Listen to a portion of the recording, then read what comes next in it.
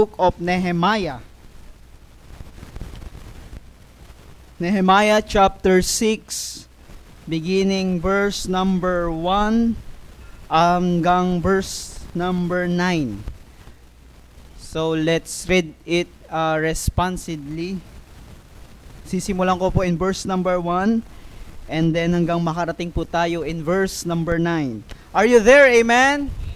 Amen. Verse number 1, Now it came to pass when Sanballat and Tobiah and Geshem the Arabian and the rest of our enemies heard that I had builded the wall, and that there was no breach left therein, though at that time I had not set up the doors upon the gates.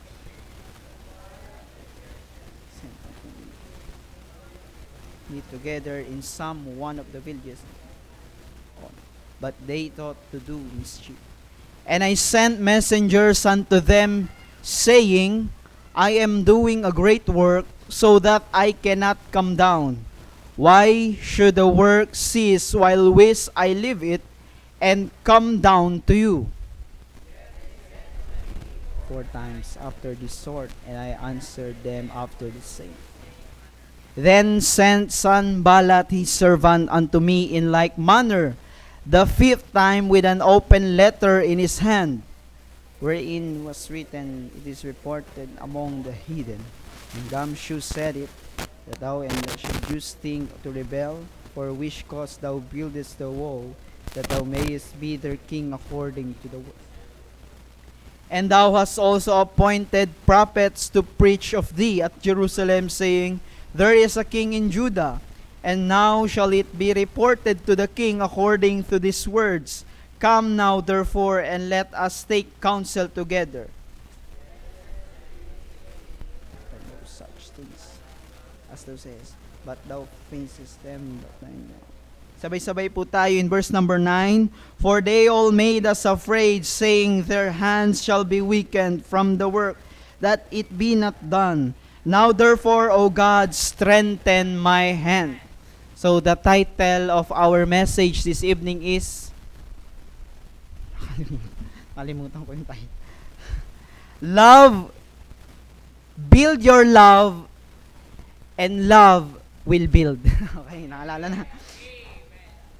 Build your love, and love will build. Amen. Tayo po ay manalangin, dakilang Diyos na makapangyarihan sa lahat. Panginoon, maraming salamat sa pagkakataong ito, Panginoon, na pinagkaloob niyo po sa bawat isa po sa amin. Dalayan ko po, Panginoon, ng mensahe, Panginoon, na mayahayag ngayon. Tago niyo po ako sa inyong likuran, Panginoon, at hindi po ang aking sarili ang makita, Panginoon, kundi kayo, Panginoon, at ang wisdom, Panginoon, na galing po sa iyo. Patawarin niyo po kami sa aming mga nagagawang kasalanan, sa pangalan ni Jesus. Amen. Amen. Build your love, and love will build. Maraming salamat po sa Panginoon. No? So, alam po natin na ang verse na ito ay pumapatungkol po kay Nehemiah. Salamat. Sound check. Hello. Yeah.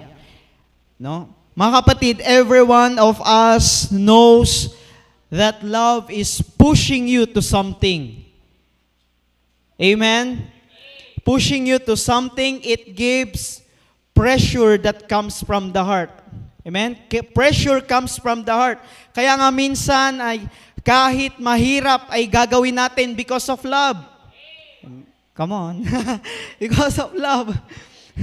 Kahit butas ng karayo, may susuotin mo. O, kahit bituin, ay aabutin mo. O, maiparamdam mo lang yung pag-ibig. Amen po ba? No, praise God. Praise God, yesterday ay nagkaroon ng couples and single parents revival night. Wow, amen. Salamat sa mga narito.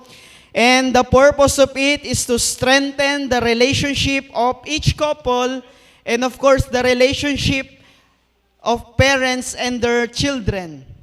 No?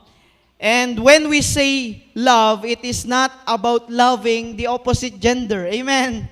Once minsan, pag sinabing in love ka, ay automatically opposite gender agad yung naiisip or kahit siguro kaparehas na gender. No, delikado po yan. No?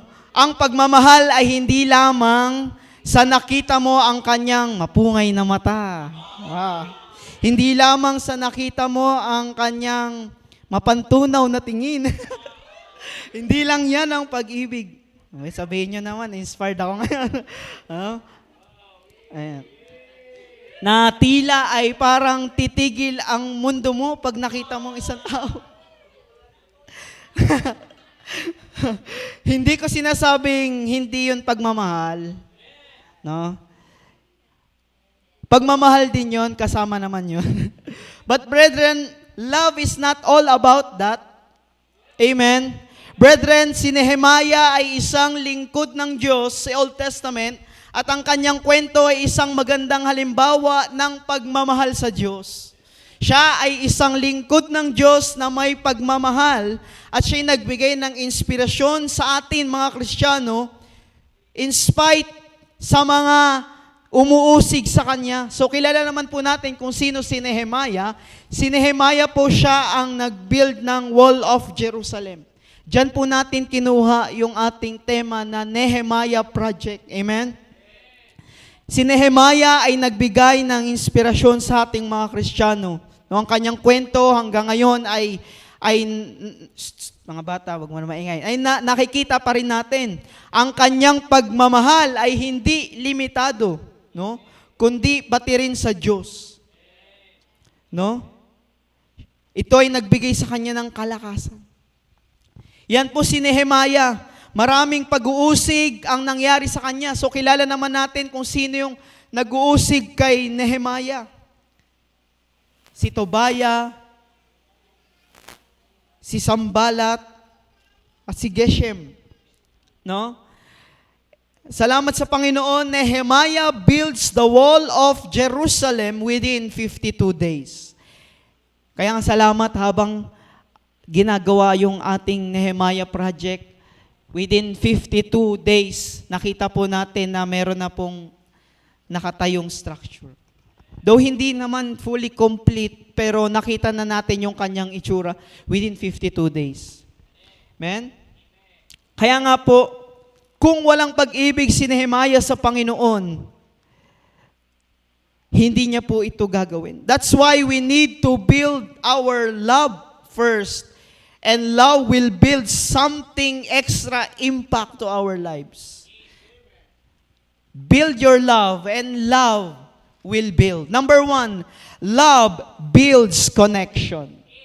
So makikita po natin kung sa papaanong paraan na pinag-connect tayo ulit ng Panginoong Hesukristo sa Diyos Ama. Sapagkat tayo ay makasalanan, tayo'y makasalanan at mapapahamak sa impyerno, ngunit salamat siya'y namatay, inilibing at muling nabuhay para bayaran ang ating mga nagawang kasalanan. Yan yung tinatawag na reconciliation, na tayo'y walang connection directly to God the Father, but because of His Son, the Lord Jesus Christ, He makes us connected to God.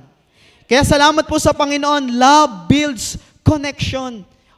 Saan nag-start yung connection natin? On the cross of Calvary. Ngunit ito'y sinira nung kaaway noon, nung panahon ni Adan at saka ni Eva, nung sila ay natukso sa kasalanan. But praise God,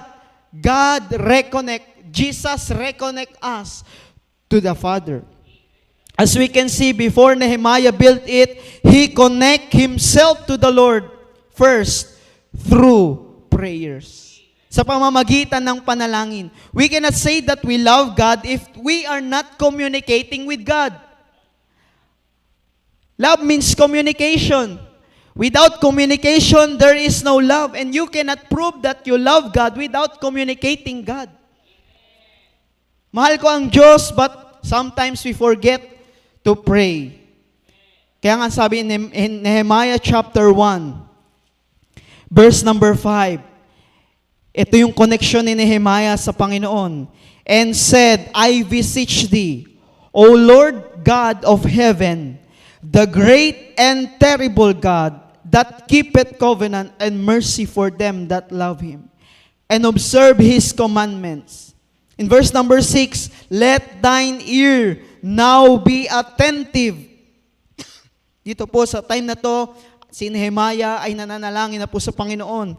And thine eyes open that thou mayest hear the prayer of thy servant, which I pray before thee now, day and night for the children of Israel, thy servant, and confess the sins of the children of Israel, which we have sinned against thee. Both I and my father's house have sinned. So nakita po natin yung connection ni Nehemiah sa Panginoon. Kaya nga po salamat sa Panginoon kung aalalahanin mo kung paano natin sinimulan ang Nehemiah Project, makikita mo, minsan maluluha ka na lang. Nung mga time po, na kayo po, tayong lahat ay nakaluhod sa bawat poste po na yan. Nung mga time na bato-bato pa lang yan at nakaluhod ang bawat isa at nagmihiling sa Panginoon, Lord, give us strength para mangyaring Nehemiah Project. The sacrifice of everyone. No? Kaya salamat po sa mga nanalangin sa Panginoon. Sabi ng ating pastor, this time wala pa tayong bubong. Nung time po na yon, kaya ngayon manalangin kayo sa Panginoon. Tumingin kayo sa langit habang nakikita nyo pa yung bituin. Kayo ay humiling na sa Diyos na bigyan tayo ng bubong. Lumipas ang maikling panahon, nagkaroon po ng bubong. Then after that, yung poste, pwestuhan natin yung poste, ipag-pray natin sa Panginoon, yan ay gagawa ang Diyos ulit ng milagro. Sumunod yung gate. Hindi natin lubos akalain na ganito na yung mangyayari. And the time of Nehemiah, ganito rin yung ginawa nila. Sila'y nanalangin sa Panginoon before they build the wall of Jerusalem. The same as ginawa natin, na bago tayo mag-build, tayo muna ay nag-pray. Before we purchase this lot, nakuha ito sa panalangin. Yeah, praise God. We are connected to God. And then the next, we are connected. Hindi pa po yung number 2. We are connected to the man of God. Kaya nga salamat, anumang vision ng pastor ay dapat nating suportahan. Kaya nga, itong si Nehemiah, sino yung kanyang man of God? Si Prophet Ezra. Si Prophet Ezra. In Nehemiah chapter 8, verse number 9. The Bible says, and Nehemiah, which is the Tirshata, and Ezra, the priest, the scribe, and the Levites that taught the people, said unto all the people, this day is holy unto the Lord your God. Mourn not nor weep, for all the people wept when they heard the words of the law. So nakita natin, si Nehemiah has a connection to his prophet, to his pastor, Prophet Ezra. Kaya nga salamat ang church sa vision ng ating pastor na tayo ay connected sa man of God. Salamat merong vision ang ating pastor kasi kung nakontento na lamang ang ating pastor sa covered court, doon sa ating pinagtitipunan sa Villahermosa. Pero salamat sa Panginoon. Praise God sa mga nakaranas noon ay mapalad po tayo. Nung magmula pa sa covered court na every Sunday ng umaga, ikaw ay maghahakot. Makakasama natin naghahakot, tas after maghakot ng umaga, manunundo pa po yan. Na nagkandahulog na lahat ng electric fan, nahulog na lahat ng yung pulpit, nahulog sa kalye. Yung experience na ganun. Before tayong mapunta dito. Kaya minsan pag naiisip mo, minsan parang maluluha ka sa ginawa ng Panginoon. At naniniwala tayo, hindi lang ito yung gagawin ng Panginoon sa ating simbahan. After more years, after many years, ang Panginoon ay muling gagawa. And then, next, you are connected to the people of God. You are connected to the church. Hindi ka nagdi-disconnect sa church, hindi ka lumalayo sa church, hindi mo ina-isolate ang sarili mo, ikaw ay palaging nasa church. Ang relationship mo sa church ay palaging nandito. Kaya nga in Nehemiah chapter 4 verse number 6, the Bible says, Nehemiah chapter 4 verse number 6, sabi po ng Bible, so built we the wall. So the word we, andyan yung kanyang encouragement, andyan yung encouragement ni Nehemiah na sila ay mag-build ng wall. So built we the wall, and all the wall was joined together unto half thereof, for the people had a mind to work. And I pray that every people and every member of Christian Bible Baptist Church in Imus, Cavite ay maging vision nila yung mind to work. Na hindi natin maging vision ang pagiging lazy.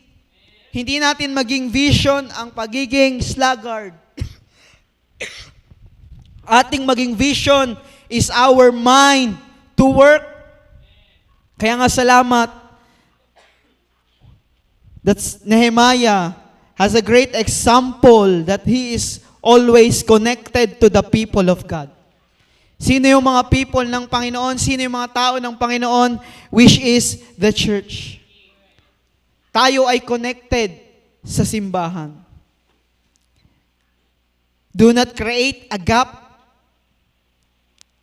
Kaya nga dito sa ating church, walang sama-sama kayo mga mayayaman at kaming mga mahihirap dito kami. Dapat united. Anumang klase ng tao tayo, lahat tayo tumanggap sa Panginoong Jesucristo, lahat tayo anak ng Diyos. Kayong mga gwapo, dyan kayo. Ay mali, kaming mga gwapo. At kayong mga, dyan kayo. Walang ganyan sa church. Walang division sa simbahan. Lahat tayo ay connected. Amen? Kaya dapat, hindi mo ay isolate ang sarili mo. Bakit? Lahat tayo ay anak ng Diyos. Lahat tayo kapatid natin ang bawat isa. Kaya nga, in Psalm chapter 133, sabi ng Bible, behold, how good and how pleasant it is for the brethren to dwell together in unity. Kaya nga salamat, itong ating building ay bunga ng pagkakaisa. And praise the Lord, tayo ay nagkaisa. And then number 2, number 1, love that builds connection. Number 2, love that builds sacrifice. So praise God for the sacrifice of everyone. Nakita naman natin kung sino ang unang nagsakripisyo, walang iba kundi ang Panginoong Jesucristo. When He sacrificed His own life on the cross of Calvary for us. Sacrifice means being selfless, something na hindi mo gusto, something na hindi gusto ng iyong katawan. Ang gusto ng katawan na ito, magpahinga. Ang gusto ng katawan na ito ay layaw. Ang gusto ng katawan na ito ay magpakasarap. But sacrifice is something na hindi gusto ng sarili mong katawan. That's what we call sacrifice. And sacrifice that means you are living on your comfort zone. Ikaw ay aalis sa iyong comfort zone. Without the sacrifice of our Lord Jesus Christ, we are not saved right now.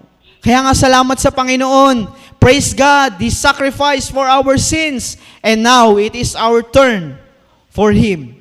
If you really love God, then you are willing to sacrifice.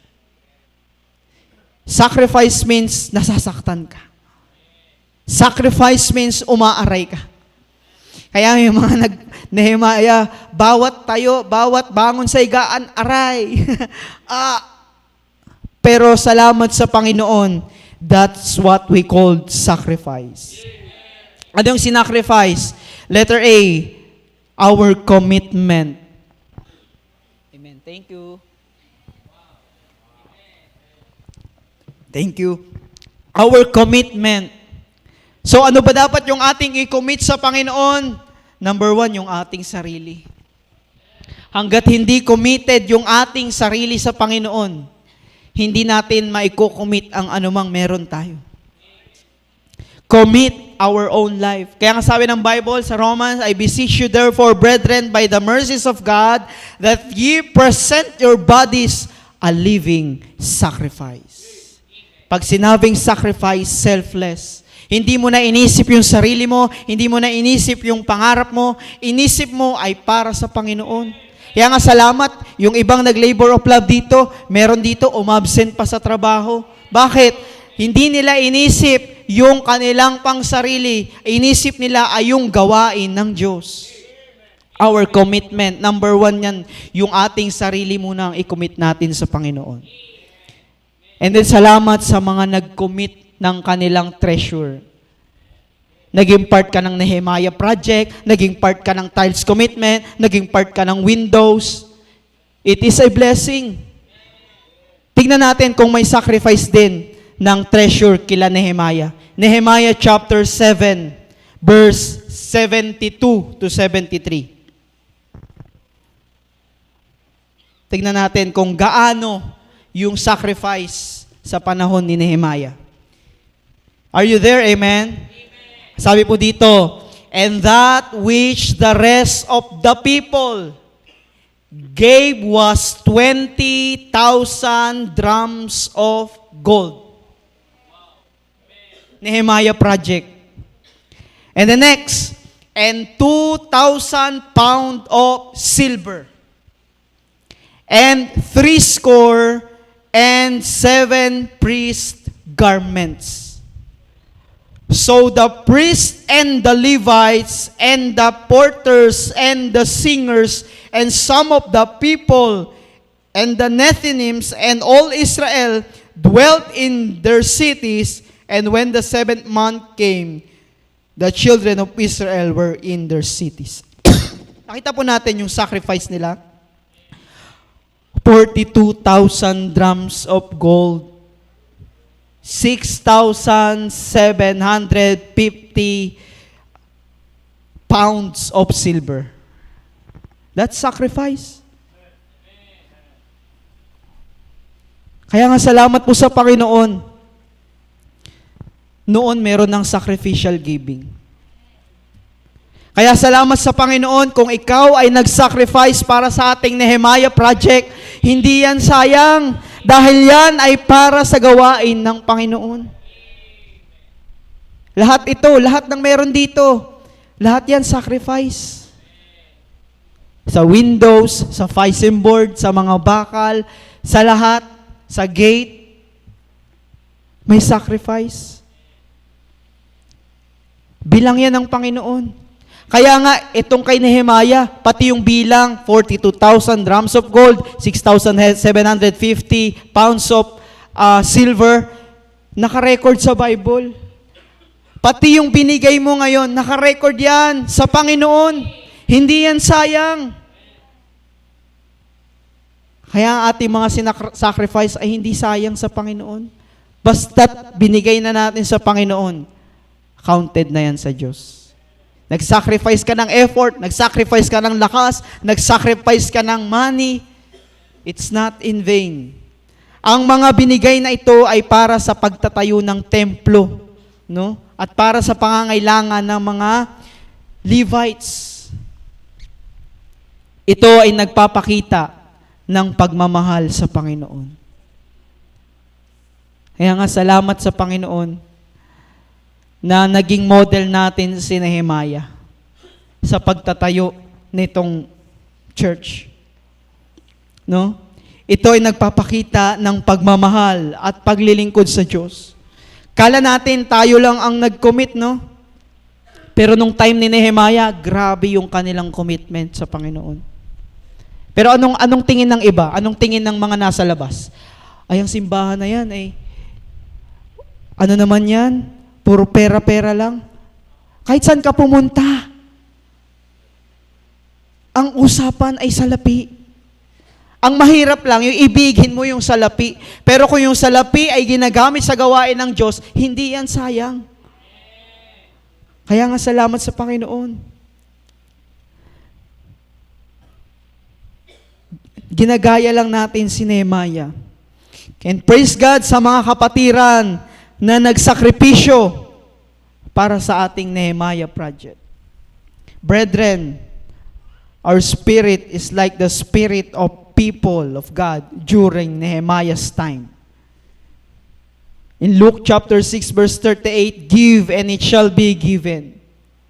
Pressed down, shaken together, and running over. 2 Corinthians 9 verse 7, God loveth a cheerful giver. Giver is always a winner. And then, courage to work. Meron kang courage na magtrabaho. Maghalo ng simento, sige, I am available, maghalo ng simento, magbuhat ng mga lupa, we have courage to work. Praise God to those people who labor with love. Na hindi na nila inisip ang kanilang sarili na baka masira yung aking skincare, baka masira yung aking, hindi, basta ito, Nehemiah project, gagawin ko. Meron namang BTY eh. Kaya okay lang masikatan ng araw. Kasi kay Brother Fernan kahapon ay talagang exposed sa araw. Pero tingnan niyo yung balat niya hanggang ngayon. Still, baby face. Parang balat pa rin ni Iza. Kaya nga, salamat sa paglilabor natin sa Panginoon. Kung makikita nyo lang ng mga nakaraang araw sa pagbubuhat ng mga ganyang kalalaking, anong tawag dito, sako, bubuhatin mo, no? Ayan ay counted ng Panginoon. Yon. Meron akong matatanggap mamaya. Joke lang.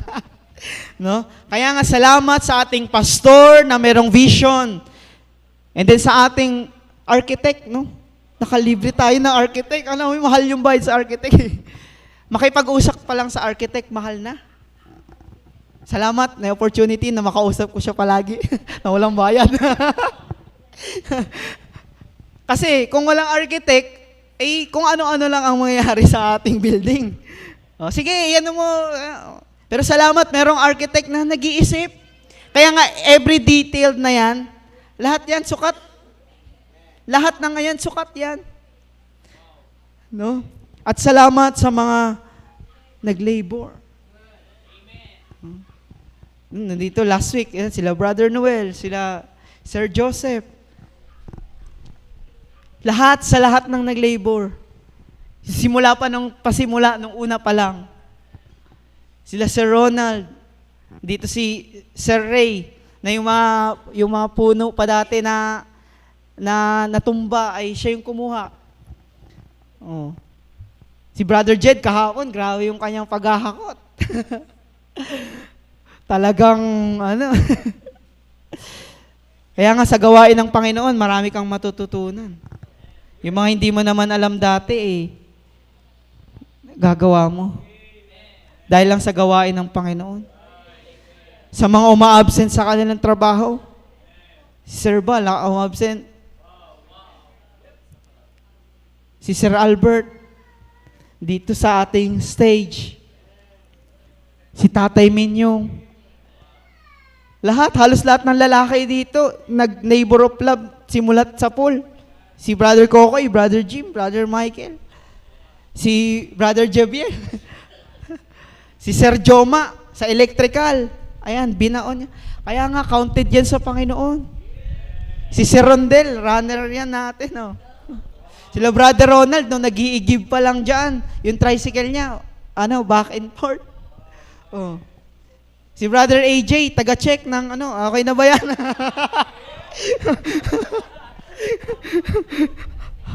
Ganyan pa yun si Brother AJ. Si Brother Noel na dito na sa taas. No? Si Brother Richnard na salamat sa Panginoon, lahat ng studs.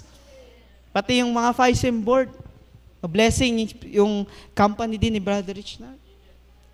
Siyempre sa ating mga tagapagluto, mga mothers. Sa ating lady of CBBC Imos, Sister Rose Barona. No, nandito. Lahat. Halos lahat ng babae nag-labor of love. Si Ma'am Karen. Noon pa, sila Ma'am Gemma, lahat. Babanggitin ko. Si Sister Sol, pinagpala.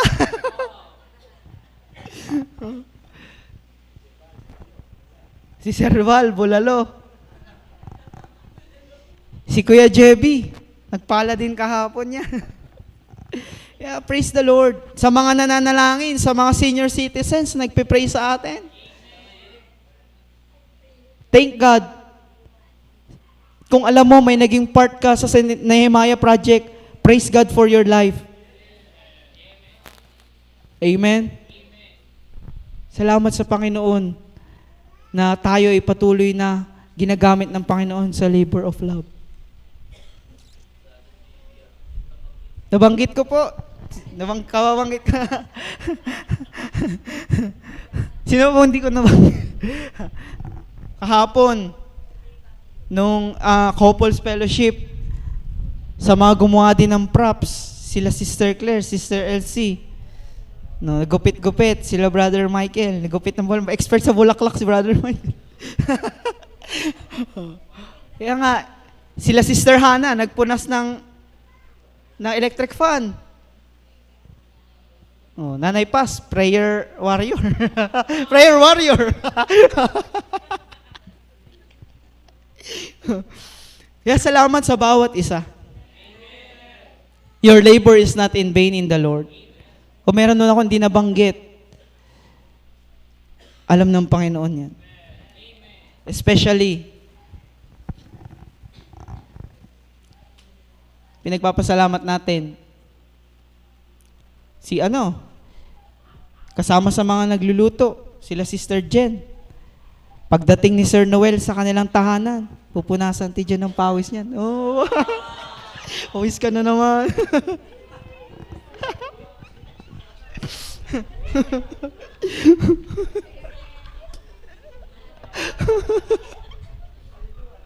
Handang iwanan yung kanyang apo para lang punasan ng pawis. Kaya nga nainggit ako kahapon eh. Kasi ang suot namin kahapon, ang suot ko kahapon, talagang punong-puno ng lupa, punong-puno ng amoy lupa. Tapos, alam niyo yun, nagpalit lang ako ng damit. Gusto kong maligo, gusto kong magpunas. Tapos, nagpalit lang ako ng damit, tapos sinuotan ko lang ng okay na to. Tapos pagdating ni Sir Noel, fresh na fresh. Kasi umuwi pa siya eh. Sila Tatay Minyong, pagdating, nakaayos na yung buhok niya. Sabi ko, ang babango nila. Naiinggit ako. Kaya, kami ni Brother Gayus patong na lang. Kaya sabi ko, sana sumama na lang kay Kuya JB pa uwi. Kasi pagdating nila dito, ang gagwapo nila. Padating na si Pastor Alan, nahiya ako makipagkamay. Yung iba hindi ko na makamayan kasi yung kamay ko punong-puno ng lupa. Alam niyo yung powder. Hindi ko na kayo makamayan. Kaya salamat sa Panginoon. Sa mga asawa ng na pagdating ng kanilang asawa ay pupunasan ng pawis. Sila Sister Giselle,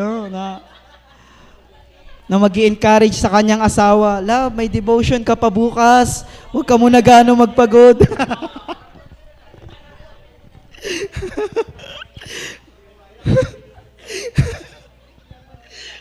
Ayun. We have courage to work. Meron tayong electrical team. Meron tayong buhos team. Meron din tayong joker team. Wala lang, alam nyo, ang saya dito mag-labor of love. Kasi alam nyo kung wala si Sir Noel, parang ang tahimik ng mundo. Meron din joke time. Hindi naman laging seryoso Meron tayong joke. Para mas mataas pa yung porsyento ng joke life kaysa sa gawa. Kaya pag nandito ka, sasakit yung tiyan mo, hindi lang sa kakatawa, kundi sa kakakain. Bawat 10 minutes, may lumpia, merienda na. Another 15 minutes, kape. Si Sir Joseph, mahilig sa kape. Gusto niya lagi kape na black talaga, yung matapang na kape. Kaya salamat sa Panginoon. sa mga nagsasacrifice, sa mga faithful, sa mga prayerful. Si Sister Rain, gumawa din ng props yan, mga bulaklak, dikit-dikit. Naging cameraman din niyang kagabi. Praise God, no? Praise God for everyone. Your labor is not in vain in the Lord.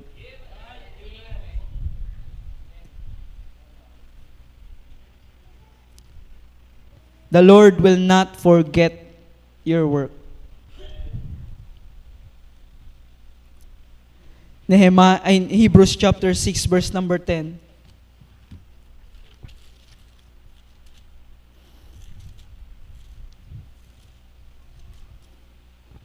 For God is not unrighteous to forget your work and labor of love. Kaya nga thankful ang church sa mga nagli-labor of love. Yung inyong asawa ay nandito, nagli-labor of love. Thank you sa mga asawa nila na supportive sa kanilang asawa. No? Si Sir Joseph laging inspired gumawa eh. Kasi meron nag-i-inspire sa kanya.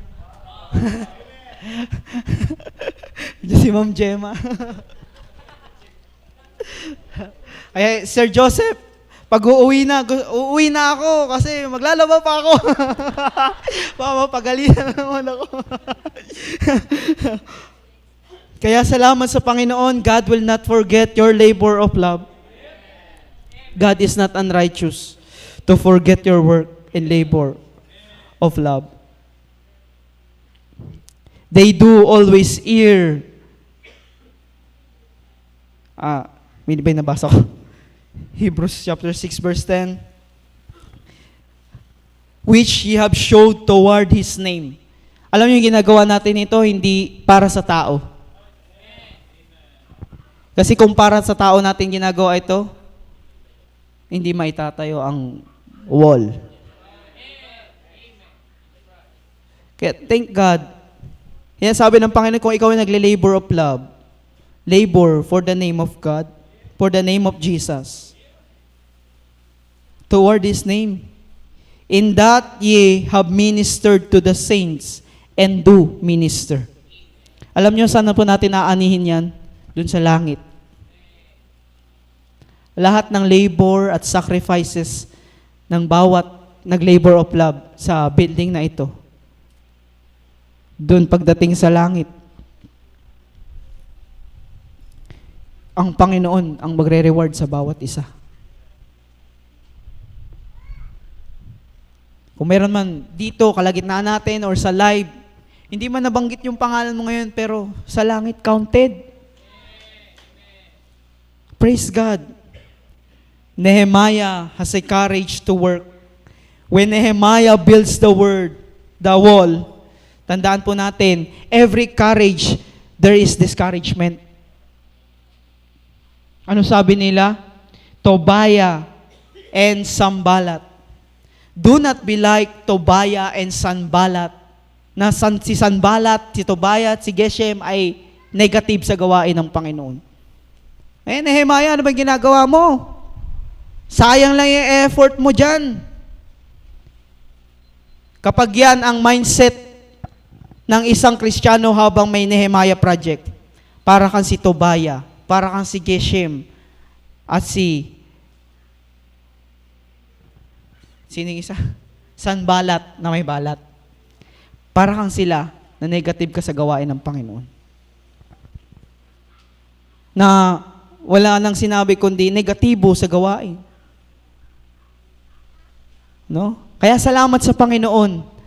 Do not contradict to the vision of the pastor. Do not be like Tobiah, Sanballat. Nasabi nila, ano ba yan? Sacrificial na naman, labor of love na naman. Brethren, hindi natin to ginagawa para kay pastor lang. Hindi natin to ginagawa to please everybody.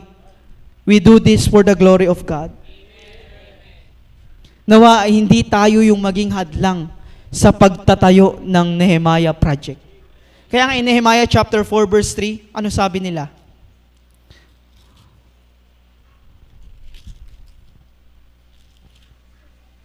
Ang sabi nila, now Tobiah and the Ammonite was by him, and he said, even that which they build, if a fox go up, he shall even break down their stone wall. Ang sabi nila, madaanan lang ng aso yan. Baka bagsak na yan. Pastor, matibay ba yan? Padaanan na yan, tumba. Hindi, gawain ng Panginoon yan eh. Oh. Kaya nga, wag nawang maging hadlang ang isa man sa pagtatayo ng building or Nehemiah.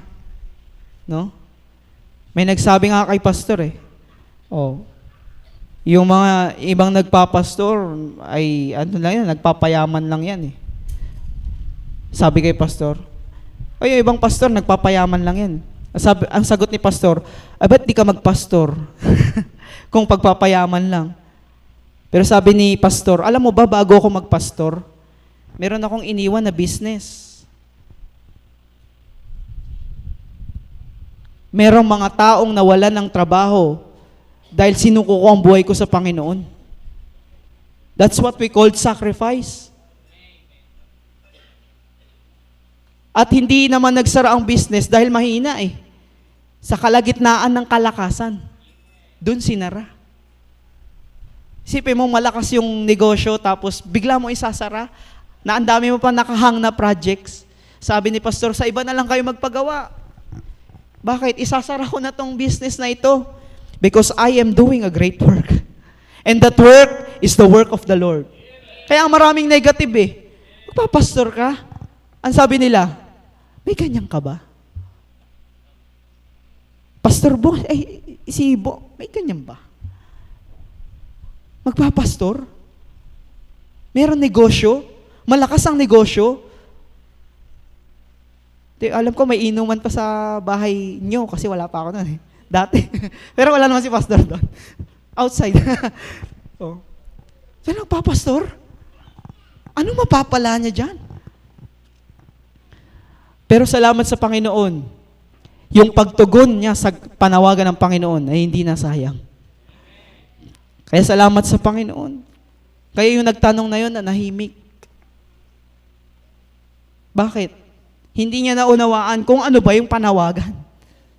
Kasi ang panawagan, yung meron kang isasakripisyo. Na nung time na si pastor ay magmi-mission na dito sa Imus, si Brother Gaius nag-aaral sa college. Ako nag-aaral sa elementary. Si Brother JB nag-aaral sa Bible school. Kaya nga, by faith, yung salitang faith malalim, hindi siya mababaw. Yung salitang pananampalataya ay yung pinaniniwalaan mo, yung kayang gawin ng Diyos na hindi mo kayang gawin. Yan yung faith. Yan yung pananampalataya, yung mga bagay na hindi mo nakikita, pero kita ng Diyos. Yung mga bagay na mahiwaga, yan ang pananampalataya. Ang hirap nun sa desisyon. Na iwan mo yung iyong posisyon, iwan mo yung iyong kayamanan, alang-alang sa gawain ng Diyos. Hard decision. Hindi basta-basta. Tutulo yung luha. Kaya nga salamat, supportive ang asawa ng ating pastor. Bakit? Kung hindi naging supportive, baka kontrahin niya. Ano nang kakainin ni Jebby, ni Gaius? At pinakagwapo nating anak na si Joke. Mga ngayayat yan. Salamat, hindi siya naging ganun. Sabi ni pastor, magpo-full time ako, i-manage mo yung business. May time na minanage ni Ma'am Rose yung business. Pero sabi ni Pastor Bong, hindi na pala. Magpo-full time tayong family. Isarado ang business. Close. Jeb Advertising, close. God's work open. Praise God sa ating pastor. Kaya nga, saludo talaga ako sa man of God. Kasi hindi birong sakripisyo ang ginawa niya para lang sa gawain ng Diyos.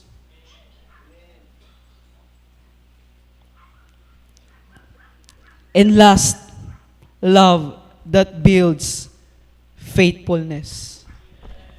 Kung may pag-ibig ka, magiging faithful ka sa Panginoon. You want to prove that you really love God? Be faithful. Faithfulness is counting in spite of oppositions. I mean, faithfulness is continuing in spite of oppositions. Sa pagpapatuloy po natin, laging mayroong kukontra. Maybe unbelievers or maybe your co-believers. Kukontra. Pero, ang tanong, magpapatuloy ba tayo sa Panginoon? Alam niyo po ang unang kukontra sa gawain ng Diyos?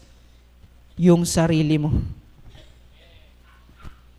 Yung sarili natin, yan ang unang kukontra. Na mag-iisip ka, magdadalawang isip ka, pupunta ako sa labor of love or hindi na lang. Kasi masakit na yung katawan ko kahapon eh.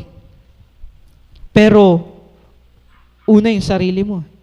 Kaya nga, kapag ikaw ay naglingkod sa Panginoon, sarili mo isipin mo, anong kakainin ko? Anong kakainin ng pamilya ko kung maglilingkod ako sa Diyos? Mali yung tanong eh. Yung Diyos na may-ari ng pagkain, yung Diyos na may-ari ng kayamanan, yun yung paglilingkuran mo. Hindi ka ba niya kayang pakainin? Minsan yung pananampalataya lang talagang mihina. Kung merong kumukontra, pero nagpapatuloy ka, yan yung faithfulness. Kung meron tayong mabigat, mahirap na kalaban, yung ating sarili. Ang hirap kalaban ng sarili. Ang hirap. Pangalawa, yung taong nakapaligid sa atin. Kasi minsan, yung mga negatibong sasabihin nila regarding sa gawain ng Panginoon, lalo na yung mga unbelievers, ano ba yung ginagawa niyo dyan sa simbahan? Tapos ikaw, oo nga no. Oo nga no. Sino ba mas papakinggan natin? Yung mga tao nung panahon ni Nehemiah na sila'y nagsakripisyo at pinagpala ng Diyos? O yung unbeliever nating kasama na ikaw ay tumatango naman sa kanya? O nga no. Proven na ng Bible eh. Pero yung kasama mo, wala namang pagkaintindi sa salita ng Diyos, pero mas pinakinggan natin. Kaya nga, sila yung Sanballat and Tobiah and Geshem. May mga oppositions sa paglilingkod natin sa Panginoon. Pag magsusulwining ka lang mayroon nang kumukontra sa'yo. Kaya nga, pag nagsusulwining ka, pinapatibay niya yung loob mo. Na hindi ka takot na mapahiya alang-alang sa salita ng Diyos. Kasi sa soul winning, may nambabastos talaga May sisigawan ka. Meron kang pagsasara ng pinto. Given yung ganun Pero, yun ba yung magpapatigil sa atin sa gawain ng Diyos? Hindi yun. Tayo dapat ay faithful sa Panginoon in spite of oppositions. Si Nehemiah ay nagpatuloy. Ang sabi ni Nehemiah, nung iniistorbo siya ng mga oppositions, sabi niya, I cannot come down. I'm doing a great work. I'm building the wall of Jerusalem. Ano yung makikita natin kay Nehemiah? His devotion. He is devoted. Malapit siya sa Diyos. Meron siyang magandang ugnayan sa Diyos. Letter B, his dedication. Inalay niya na yung buhay niya sa Panginoon sa gawain ng Diyos. His determination. Siya'y determined. Siya ay masigasig sa gawain ng Diyos. Ang tanong, do you talk to Him in prayer? Do you open our Bible? Do you hear God's Word? Brethren, let us build our love for the Lord. Build your love, and love will build. Love builds connection. Love builds sacrifice. Love builds faithfulness. Kung hindi lang dahilan sa pag-ibig ng Diyos, wala naman po tayo eh. Pero thank God for brethren. Thank God for your love to the church. Praise God to your sacrifice. You do this not to please anybody, but to give glory to God. Kaya nga, napagod ka man, naubos man ang energy mo, or even nagkasakit ka dahil sa gawain ng Panginoon, mas maganda. Kaysa naman nagkasakit ka sa kakainom, nagkasakit ka sa drugs. Salamat sa Panginoon. Lahat ng sakripisyo natin, counted yan sa Diyos. Hindi niya malilimutan yan. Maybe malimutan yan ng kung sino man. Maybe hindi yan mapalakpakan ng kung sino man. Pero tingnan natin, habang gumagawa tayo sa lupa, yung mga anghel at yung Diyos, chinicheer ka. Go for the Lord. For God is not unrighteous to forget your work and labor of love. That's the story of Nehemiah na ina-apply natin sa ating church. Kaya meron tayong Nehemiah Project. That's the power of God. Tayo po ay manalangin, dakilang Diyos na makapangyarihan sa lahat.